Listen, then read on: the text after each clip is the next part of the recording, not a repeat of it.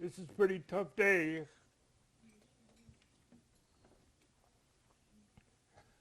On planet Earth, just less than 1% can say, I have a twin brother.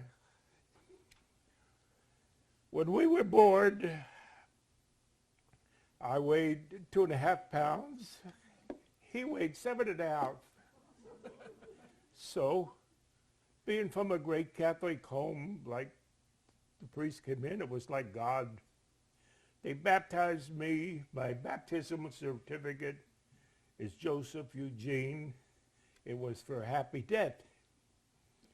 And they baptized him William. But my grandmother told me, she said, anytime we laid you on the right, he would roll over and look at you. If we'd laid you on the left, he would roll over and look at you. He always tried to look out for you. So we lived a great life. And then we had a new brother, a little blonde head, blue eyes. I wonder where the hell he came from. We're all dark-headed and no blondes, blue eyes, but he had the blue eyes of my dad's sister. She had turquoise blue. So I figured he was legitimate. But we lived a good life, you know. My brother loved his wife. He loved his mother. He loved his children, was proud of them, proud of the grandchildren. He loved God. He was a great Catholic. I think if he didn't get married, he might have went on to be a Monsignor. He was so dedicated. But at this time, I just want to thank Ann, his wife Ann. He bragged to me many times when he lived in Vegas that God sent him a great wife, dedicated, always in his corner, loved them like there was no tomorrow. And I took pride in taking pictures of their wedding day. I showed different people the pictures. What a beautiful lady and a handsome guy. He was a mixture between Cary Grant and Gregory Peck. Good-looking guy, big, handsome guy, and everybody said, this picture should be in the Bride magazine. That was Ann, gorgeous lady. But I can't thank her enough. All she went through with him, he was a hard head, but he was a good guy. He came to Vegas to live with me. He stayed out there 10 years. He loved his job.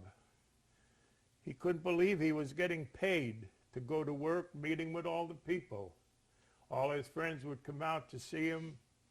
He loved it. And I remember when he retired to Vegas and we went to the airport, and as we got to the gate, there was about 30 people who worked for him to say hello and goodbye. I told him if that was me, some guy might show up and try to borrow some money from me. But it is sad today, but like I said, he was blessed with a good family.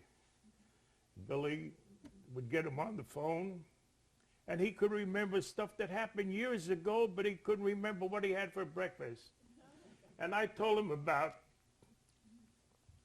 my mom when we were kids. She used to get $27 a month for us to live on. He said, no, Gene, it was 47. Am I right, Billy? He had a long time memory. But this is sad for me, you know. Death isn't sad. What is sad is saying goodbye. And we're here today. Will Rogers said, I never met a man I didn't like. Well, I never met a man who didn't like my brother. And a lot of the people I like to thank, my family here, my connections, but Mike Madden, who flew all the way in from San Francisco.